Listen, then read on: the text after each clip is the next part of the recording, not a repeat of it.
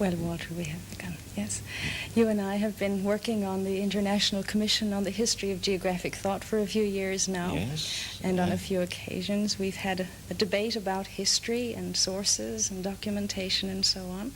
And you remember the puzzled look you gave me when I said we should listen to the authors themselves. Well, I'm delighted that you have agreed, as one of those authors, to chat a little about your own experience as a geographer, which began 50 years ago. Oh, quite. Rather more, if anything. You mean as a child? Yes, yes. Tell me about it. Well, I'm told that when I was born, the first thing I did was to give a withering look round the room, and as if to say, I don't think much of this place. Whether that's true or not, I don't know. But I had a most curious childhood, because my father was a Methodist minister, and we used to move a house about every 3 years. And I started off in Congleton and lived there for about 8 months, and then we went to Colwyn Bay, and then we went to Yarmouth, and then we went to a mining village, and then we went to Nantwich in Cheshire, and then after that we went to South Wales, and I was at grammar school there. And then we went to Leeds, and I went to the university there and read geography, just for the chance that my father happened to be there at the time, you see. So I was very interested in places. That is certainly one point, places and people, and I always liked getting out and seeing the countryside and all that. I think a lot of people began that way. I know it's counted almost an inferior thing to do these days. No. Oh, well...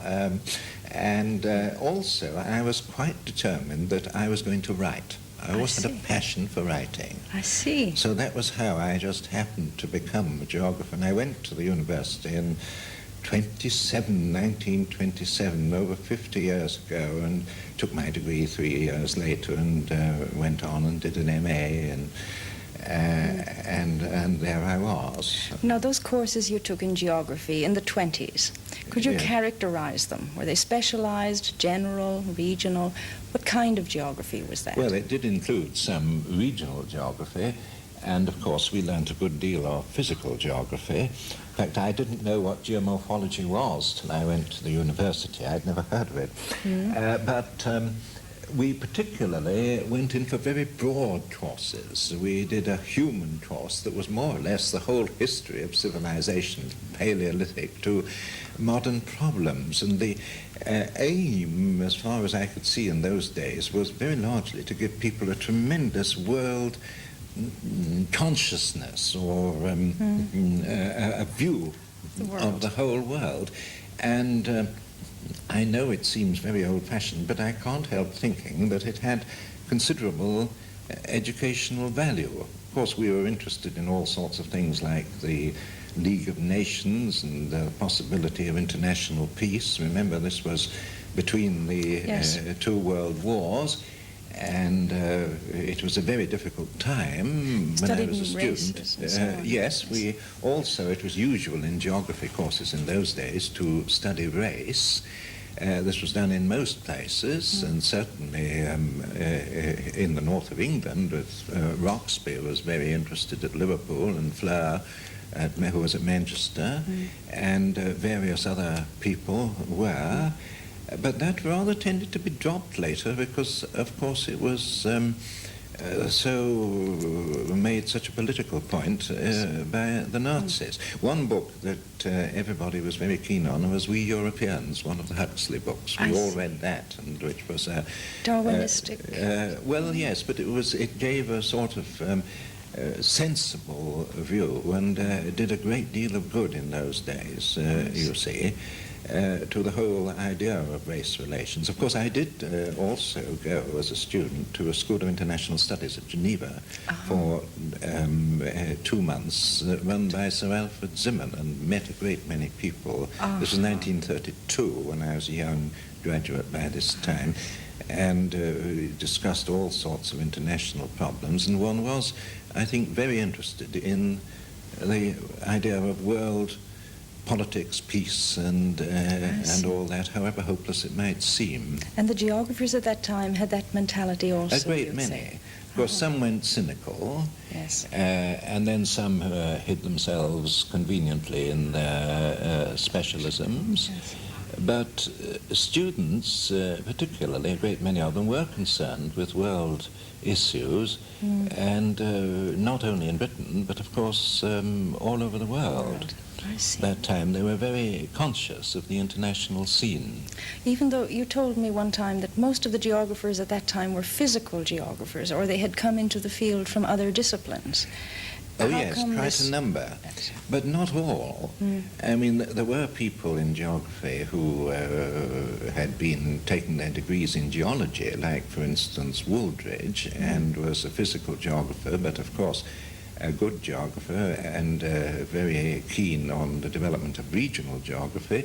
There were a number of others who had, for instance, Fleur, had taken botany and geology and zoology, which in those days were very often grouped together as a kind of natural science group. In fact, he was a professor of zoology before he became a professor of geography. And some people had come from this whole idea of evolution, and the naturalists, of which I suppose the pre-19th century example is Humboldt, but that general sort of view of the world, taken as a naturalist, gradually divided up into a number of subjects and specialisms, of which geography was one. That was certainly one development of the subject, though not necessarily the only one. But then you took a job in Edinburgh, yes? Yes. Well, by this time I'd done my first thesis, and this was on, of all things, modern Asiatic migrations. Yes. I think with some humor, in a way, these days, of what large subjects we were willing to take in those days, and the superb self-confidence we had in taking on so vast a subject. It seemed quite a natural thing to do. In Edinburgh, of course, I had to teach the Far East and a few other things, and look after students, which after all one has to do, but one took this broad approach in those days, and a great many of us did it anyway, and indeed we were encouraged to do so. It may seem now, by modern standards, very superficial, but it did give one something. Yes, but also in terms of what you might write out of such interests. The market was also for broad statements about broad issues, wasn't it? To some extent. Of course, there was also the idea of the local regional survey that was very strong at the time, or some local study, and one, I'm almost ashamed to mention it now in case anybody should read it, but the first article I did was on the historical geography of Glamorgan before the Norman conquest, of all things, which seems now to me a subject that I would hardly dare to embark on, but after all, I was rather different 40-odd years ago. And then I wrote papers that used my thesis on these Asiatic migrations, you see, and so it went on. The Admiralty. Yes. Well, then yes, you apparently know about those Admiralty handbooks that were produced during the war.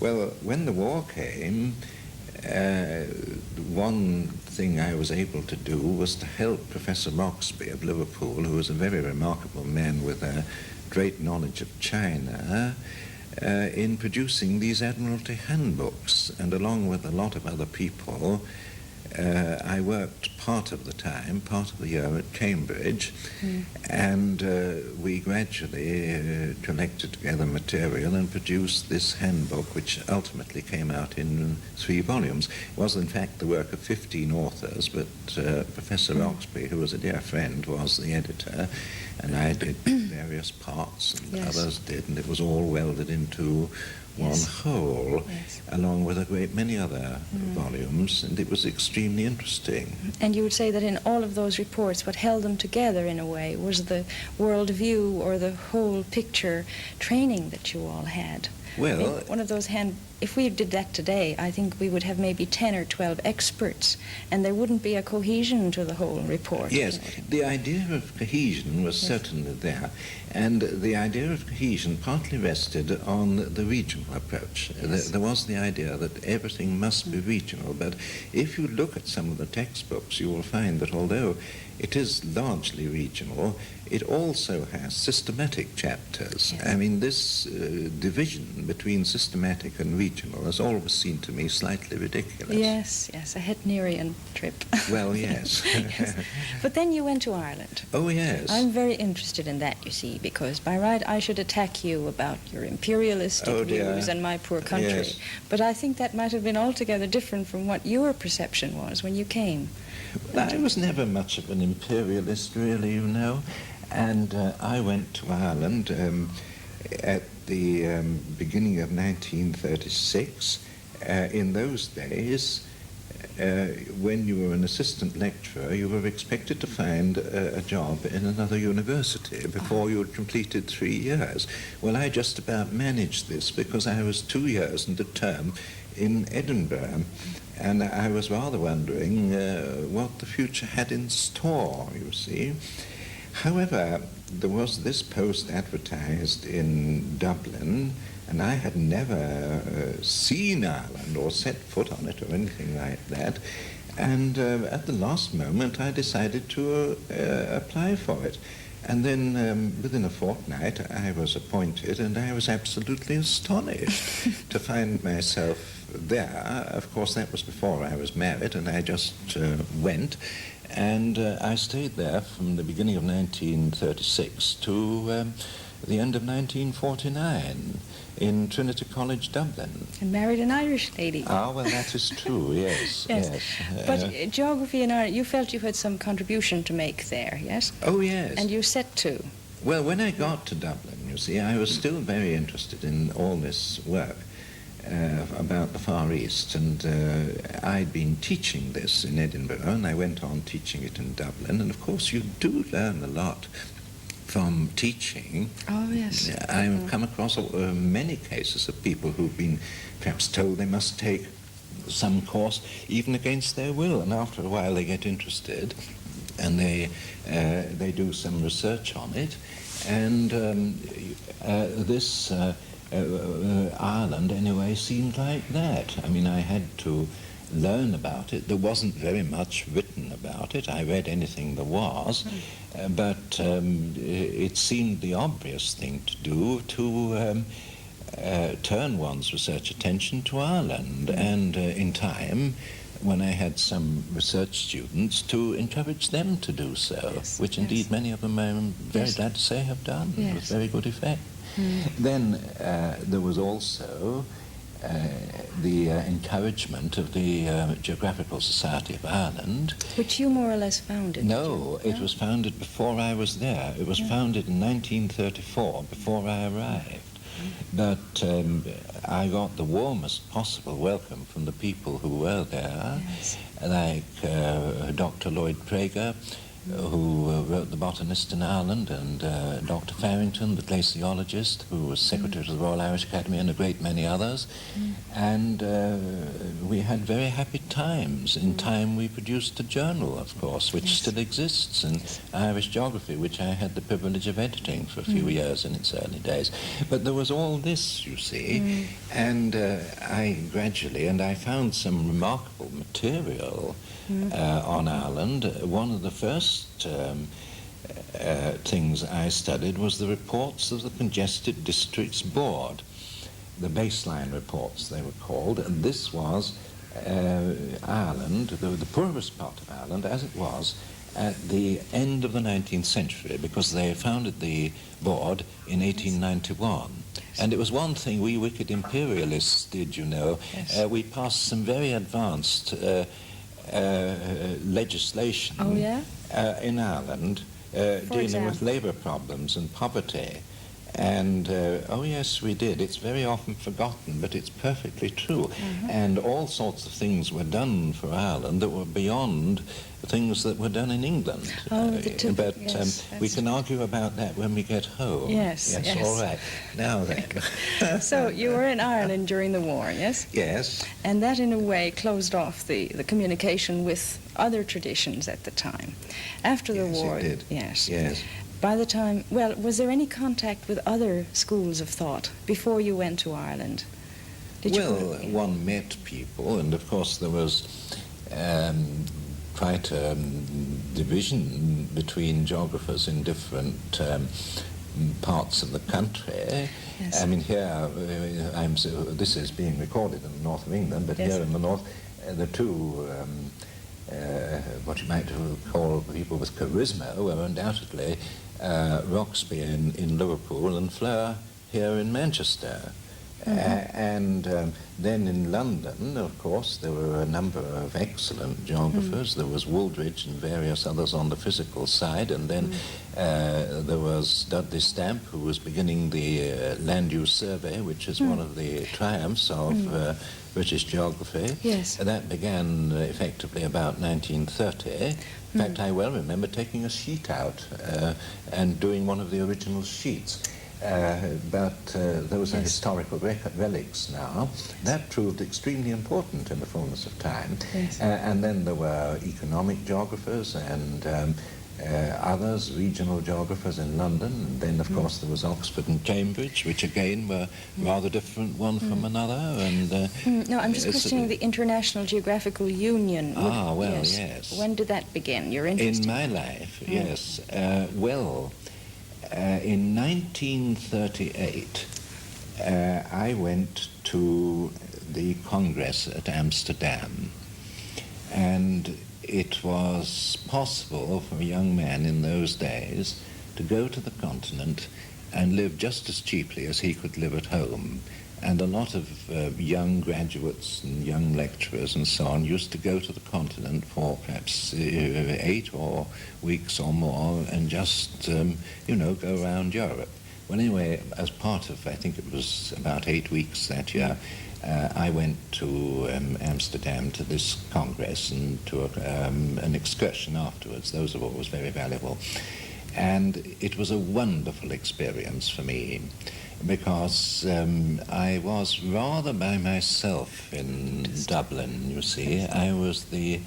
I did have a little help from a geologist, but to all intents and purposes, this sounds awful, but I was geography. Yes, I think many others were similar. Well, many people were in the same position. There was just the same in Belfast, where there was Estin Evans, he was, and in Cork. There'd perhaps be one person, when you think of the enormous staffs of the present time, you see.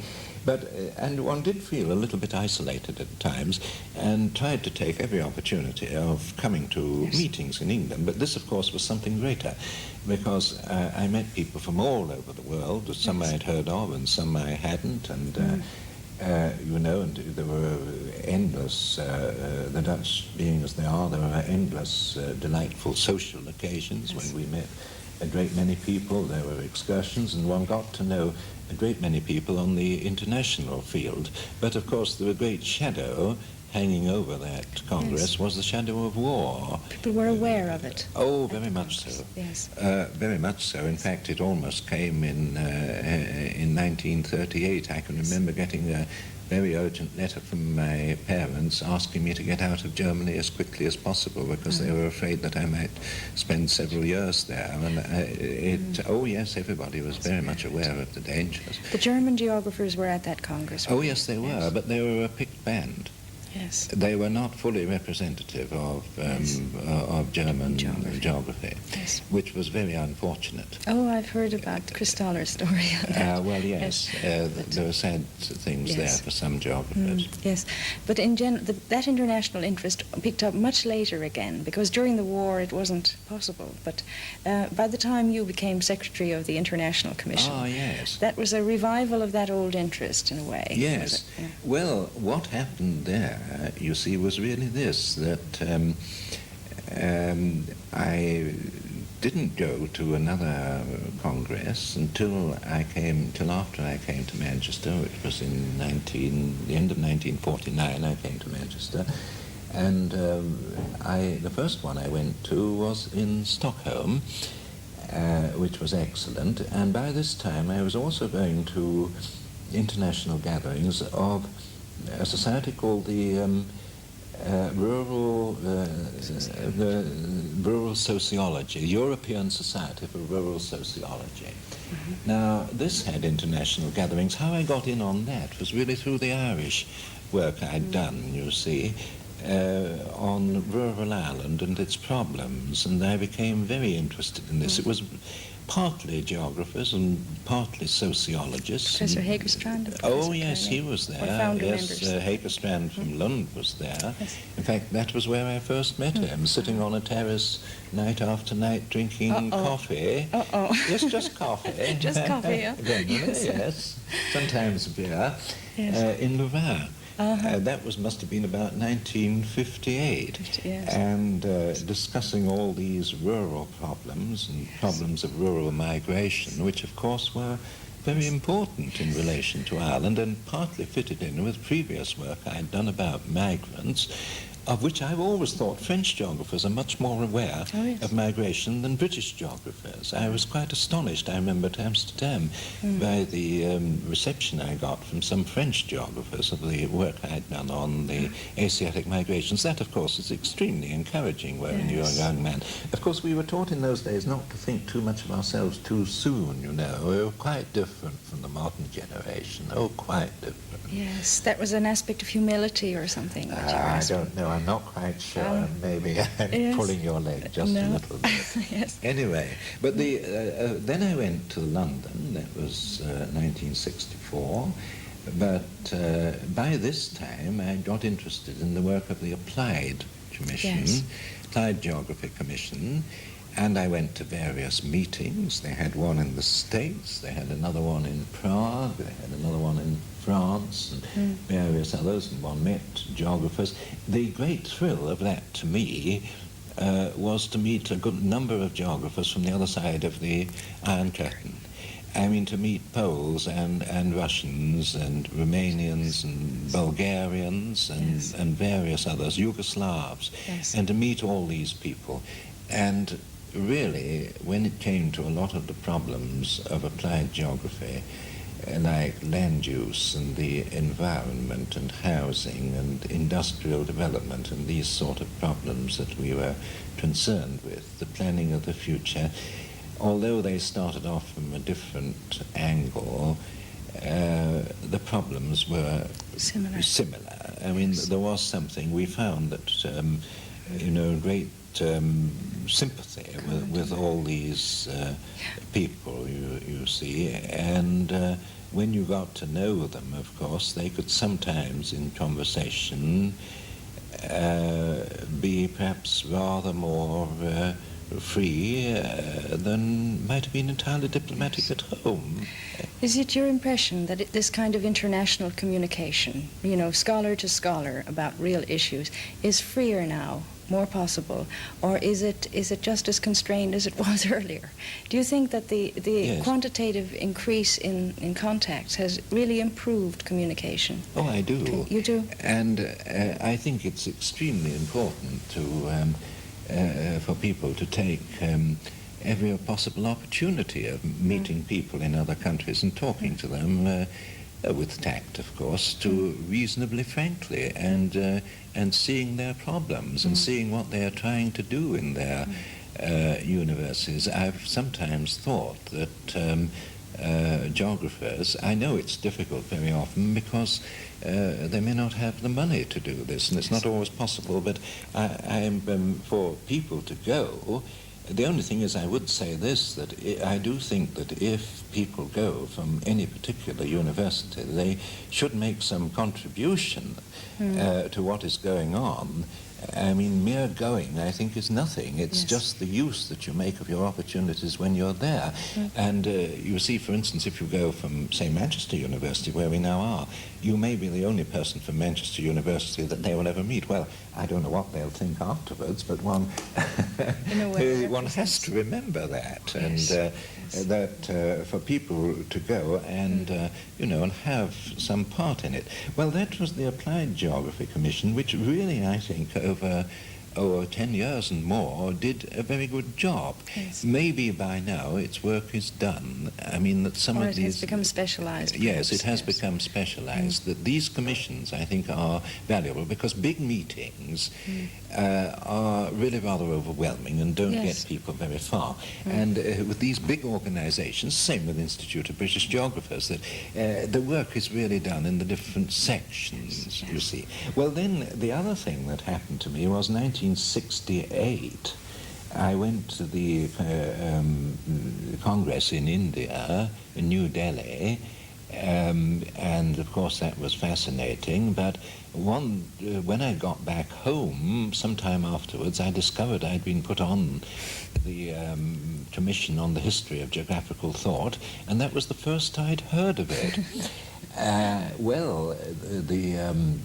This gradually developed, and we had a number of meetings. That's one of those we first met at. Yes. We had them in Paris and in London, and we met in Montreal during the Congress there in '72.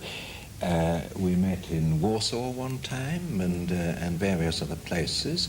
And the chairman is, as you know, Philippe Panchamel, who was a great friend of both of us, in Paris. And we produced in 1972 a history of the geographical congresses, because it was virtually the centenary. It was just a year out, but to all intents and purposes, well, one had a share in that.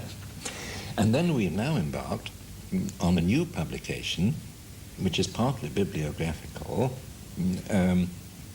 called Geographers, which is largely a study of different geographers at any period of history, you see, not just the last 50 years. Of course, it's absolute nonsense to talk as if geography began in 1887, 1888, or some date like that, or any other period. Geography is one of the oldest things, and if we go back, for instance, in our geographers, in one number we have two Renaissance geographers, and they were really theologians, and they were trying to explain the world, and all sorts of people have been geographers, some of them almost without knowing it. There were biblical scholars like Adam Smith and classical scholars like Myers in Oxford, who became excellent geographers because it seemed so relevant to what they were doing. More modern times, of course, who was going to draw a boundary between geography and planning. I mean, a lot of the applied geography we discussed was, in fact, Sir William Halford himself said planning is applied geography. Why has geography been so important to you? What do you see in geography that is so valuable? Oh, well, this is the, you call it the $64 question? Yes, it's $4,000 question. Yes, but I mean, you were obviously enthusiastic about it and joyful in the work you do in it, and it means something to you. Well, I'm not for one moment going to claim that geography can save the world. But there are people like that who seem to think that geography, I've heard it often of economics too, that light economics can save the world. I don't believe that is true. But I've always been tremendously interested in what is happening around me and what is happening in the world. And I think a lot of geography develops from natural curiosity about the world, and it has, of course, been my good fortune, in a way, to live through a tremendous period of development in geography. I would tell you this, you know, that a lot that has happened in geography has been beyond the wildest dreams, say in the university teaching, that any of us had when I was young. When I was a young man, just starting. You mean specialization, numbers? Yes, particularly numbers. For instance, when I started, I don't think there were more than about 150 geography teachers in universities in the whole of Great Britain and Ireland. Now, many departments have 25 staff and all sorts of supporting staff, secretaries, technicians. We never had those. We had to draw our own maps and type our own letters or write them out in longhand if you couldn't type. And there we were. But there's been this enormous, well, surely, with all that, there must come specialization. Yes. I mean, a lot of us in those days could see the possibilities of specialization, but, and a few people did, but we were obliged all the time in our teaching to teach over a tremendous range, Yes. you see, which sometimes was a bit of a strain. I mean, since I was very thankful to discard the teaching of geomorphology when I came to Manchester. I had to teach it all the years I was in Dublin. Yes. But as you look back on it now, especially your period on applied geography and its work, when you see the fruit of applied geography in the practical world, you know, the various places in which geographic models have actually been applied, either to resolve social problems or to organize space more rationally, are you happy about the result? Not entirely. Why? Well, you see, if you take Manchester, Manchester has done a tremendous lot to remove all the slums and everything like that, and they built something new. And the 19th century idea was to get proper sanitation and various things like that, and to give people baths. Well, now they've got all those things. But there's still a human problem. Has geography anything to say about that? I don't know. That is something I think it can have, but I think that's something that I would like to hand on to very much younger geographers than myself. But one thrill of being a geographer, I would say, is that one is perpetually living in a dynamic situation. Yes. For example, it's about 40 years now since I started seriously studying Ireland. And I have gone there practically every year, and sometimes more often than once, taken student parties and all that since then. But it's a very different place now. It's still not like England. I mean, I started with that assumption that Glad Ireland you is admit not. that. Oh, I certainly would admit that. But it's the whole position is different, and there's always something to do. I read a marvelous article the other day by K.B. Cumberland, written, I think it was 1959, about New Zealand as it was in 1939 and 1959, and the great difference there was between that. And the geographer is always dealing with a dynamic situation and studying. He has very often to study what he can see at a particular time. And it is extremely difficult often to get people to see this. I remember once here in Manchester asking a student, asking a question in final honours about the blighted belt. And at that time, the area around the university was the epitome of the blighted belt. And they described what had been read American examples, which they'd never seen, and scarcely anyone had the idea of looking round and seeing what was actually there. And there is so much evidence that is there. Of course, do let me tell you that all through my life I've been fascinated by history, and it has, of course, fortunately, been possible in a lot of work, both particularly in Ireland, and again with this history of geographical thought, to satisfy a craving for history. You see, when I did what is now called A-level, we had to do 3 subjects, and I did English, history, and geography, and I loved them all, and I never could really decide which one was the one I liked most. I've always loved literature, and I think I'd rather be a geographer than a literary critic, but history, yes. If you were to do it all over again, would you be a geographer? Yes. I think so. There was only one other thing I had really thought of being. Do you want to know what that is? Well, I thought of possibly being a priest.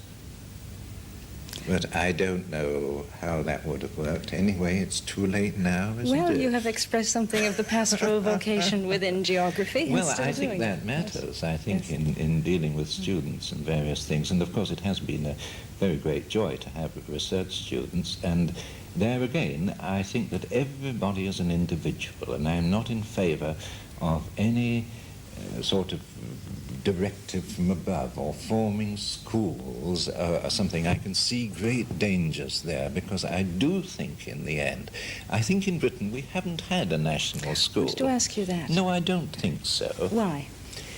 Well, it may be the curious quality of the English and the diversity of backgrounds from which a lot of the initial geographers were drawn.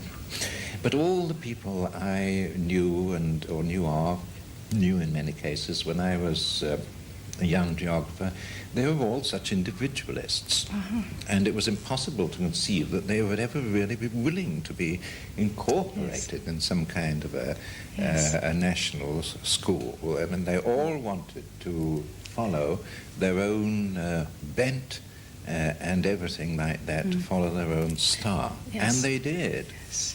And you still manage to be this sort of internationally minded school of thought. There are elements of the English geography which one finds in many other traditions. Do you think that's perhaps because of the language?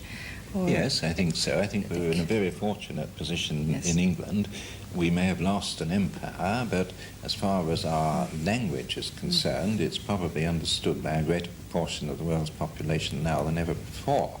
We are in a very fortunate position, and I have a feeling that a lot of the freedom that there is in British universities does enable people to give of their Yes. best, Yes. and Yes. there we are. That's very good, yes. Yes. One last advice to me as a geographer. What line of research do you think would be worthwhile to pick up? If you were in my shoes, what kind of geography would you I pursue? can't possibly tell you that, you see. I mean, I know you fairly well, but you are doing such very interesting work on, with your background of philosophy and psychology and all that, and which very few people are privileged to have. And maybe that you should work just on whatever seems to you most suitable. But I don't think that anyone can finally give anyone else compulsive advice. I think that they have to find their own way, and if they do that, they will be happy. Thank you very much. I'll try. Yes, thank you.